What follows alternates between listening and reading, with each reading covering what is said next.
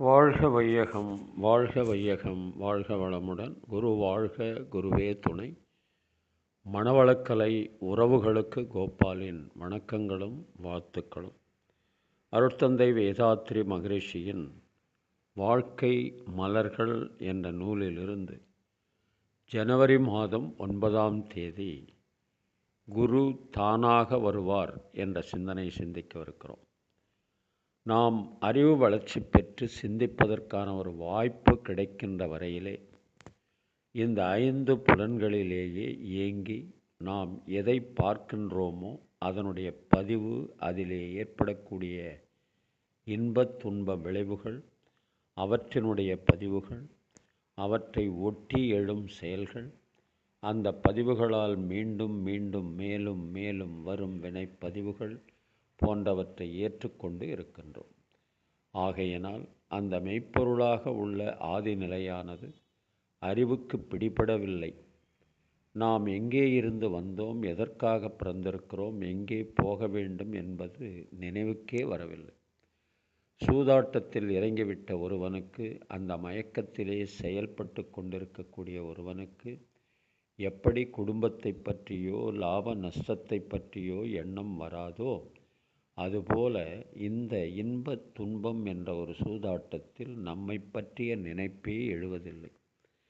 இந்த இடத்திலேதான் குருவினுடைய பார்வை, குருவினுடைய நினைவு, குருவினுடைய சொல் ஒரு மனிதனுக்கு தேவையாக இருக்கிறது. இங்கே ஒரு கேள்வி. குரு என்றால் யார்? குரு என்றால் அவர் தன்னை அறிந்தவர். அவருடைய உதவி இவனுக்கு கிடைப்பதற்கு இங்கே அவன் ஒரு நிமிடமாகிலும் சிந்தித்திருக்க வேண்டும், தேடி இருக்க வேண்டும்.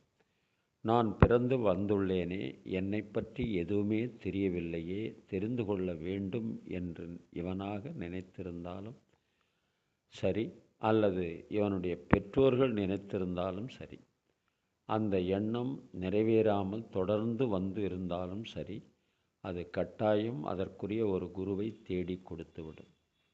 வெளியிலே இருந்து வந்த ஒரு உருவத்தை குரு என்று சொல்வதை விட, ஒரு மனிதனுடைய கர்மா, அவனுடைய ஆக்ஷன், அவனுடைய சிந்தனை, அவனுடைய தெளிவு, அவனுடைய அறிவு, வேகம் அவனுக்கு உயர்வு நாட்டத்தை கொடுத்து விடுகிறது. அதுவே குருவையும் கொண்டு வந்து கொடுத்துவிடும் காலத்தாலே. அந்த குருவினுடைய பார்வை, சொல் இவைகள் எல்லாம் சாதகனுடைய உள்ளுணர்வை தூண்டி விடுகின்றன. அருட்தந்தையவர்கள் இந்த கருத்துக்கு ஏற்ற மாதிரி அடியேன் எழுதிய ஒரு கவி, பழைய திரைப்பட பாடலின் மெட்டில்.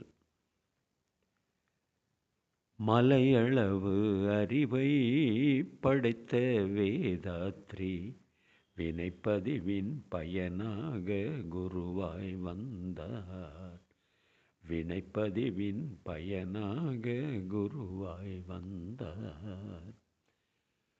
பூவிரலை கொண்டு புருவத்தின் இடையே நம் உயிரை நமக்கே உணர வைத்தார். நம் உயிரை நமக்கே உணர வைத்தார். உணர்ந்த அந்த உயிரை மனமாக விரித்து இறைநிலையோடெண்ணம் கலக்கவும் செய்தார். கலக்கவும் செய்தார். அருகுணங்கள் பழிச்செயல்கள், அருகுணங்கள் பழிச்செயல்கள் யாவும் நீக்கி தெய்வ நிலைக்கு நம்மை உயர்த்தி விட்டார். இறையை உணர்ந்தோம், இணைந்தோம், நிறைந்தோம், மலையளவு அறிவை படைத்த வேதாத்ரி வினைப்பதிவின் பயனாக குருவாய் வந்தார். வினைப்பதிவின் பயனாக குருவாய் வந்தார். நாம் பார்த்த குருவை பிறர் பார்க்கவில்லை. பிறர் பார்த்த குருவை நாம் பார்க்கவில்லை. பிறர் உணர்ந்த உணர்வை நாம் உணரவில்லை.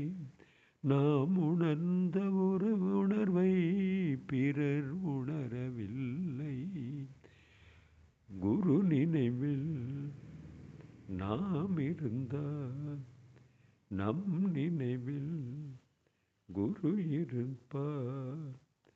குருயின்றி நாம் உண்டு, நாமின்றி குருவில்லை. இறையை உணர்ந்தோம், இணைந்தோம், நிறைந்தோம், மலையளவு அறிவை படைத்த வேதாத்ரி. வினைப்பதிவின் பயனாக குருவாய் வந்தார். வினைப்பதிவின் பயனாக குருவாய் வந்தார். வாழ்க வளமுடன். நீங்களும் உங்கள் அன்பு குடும்பமும் வாழ்க வளமுடன்.